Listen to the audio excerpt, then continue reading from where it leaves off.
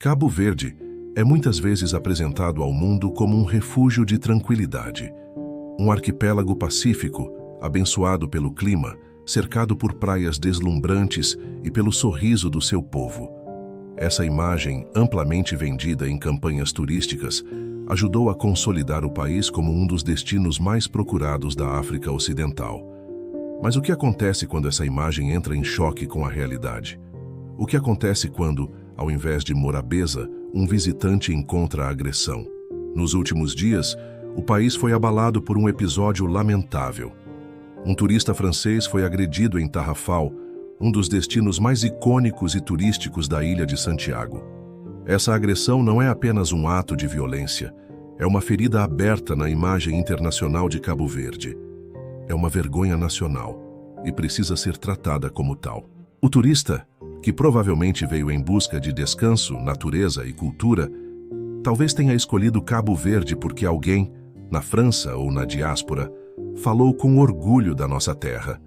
Alguém recomendou o país com confiança, acreditando que aqui ele seria bem tratado, como sempre fomos conhecidos por receber bem. Mas ao invés de acolhimento, encontrou violência. E com isso, não foi apenas ele que se feriu. Feriu-se também a confiança de quem indicou o país. Feriu-se a nossa dignidade. Feriu-se o nome de Cabo Verde. E a pergunta que fica é direta. Onde estava a segurança? Onde estavam as autoridades? Onde está o plano do governo para proteger os que aqui vivem e os que nos visitam? O turismo representa mais de 20% da nossa economia. Em algumas ilhas, como Sal e Boa Vista, chega a ser mais de 80%. É o motor que movimenta hotéis, restaurantes, transporte, comércio e emprega diretamente milhares de cabo-verdianos. Cada turista que pisa em solo cabo-verdiano traz consigo uma oportunidade de crescimento, mas também carrega uma expectativa de respeito e proteção. Quando essa expectativa é quebrada por um ato de violência, não perdemos apenas um visitante, perdemos reputação, perdemos futuras oportunidades, perdemos o respeito de quem olha Cabo Verde como exemplo. E não adianta fingir que é um caso isolado. Não é. Há tempos que moradores e visitantes têm alertado sobre o crescimento da criminalidade, especialmente em zonas turísticas. E há tempos que o Estado tem feito ouvidos moucos, patrulhas irregulares, falta de presença policial, ausência total de inteligência preventiva. A verdade é que o governo falhou. Falhou com o turista, com o povo, com a imagem do país. E mais, quem cometeu essa agressão é criminoso, ponto. Não se trata de marginalizado ou de vítima do sistema.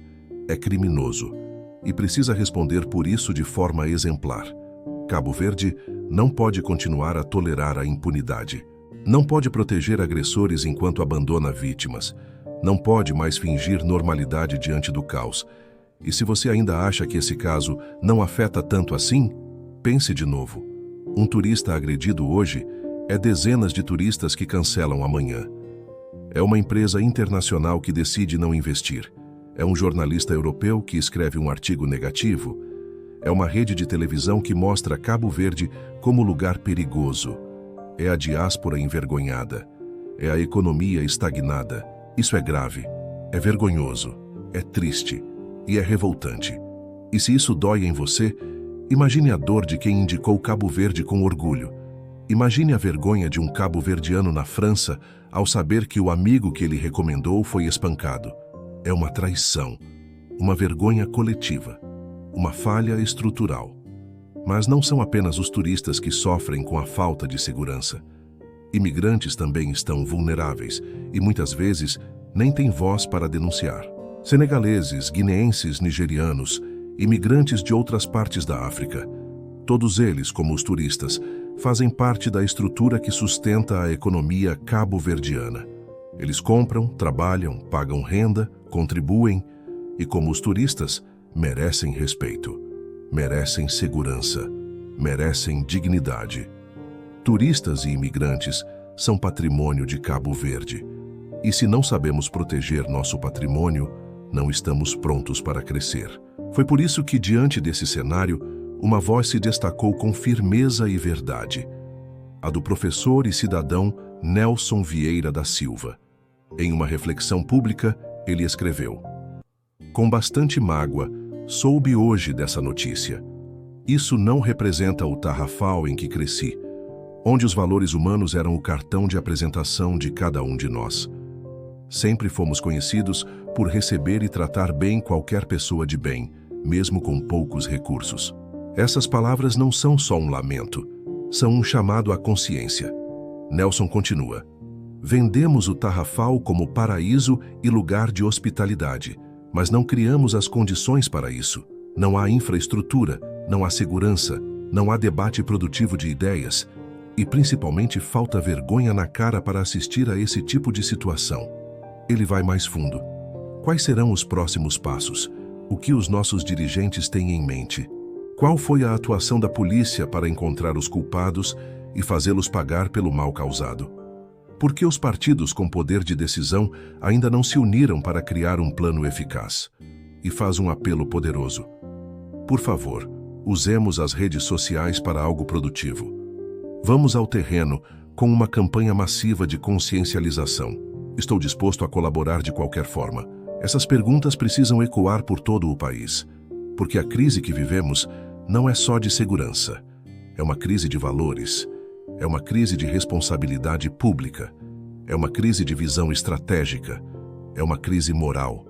O governo precisa agir, urgentemente. Precisa de um plano real, com reforço policial permanente em zonas turísticas e residenciais. Precisa de políticas sociais que combatam a exclusão sem justificar a delinquência. Precisa de campanhas públicas que fortaleçam os valores de respeito, convivência e hospitalidade verdadeira.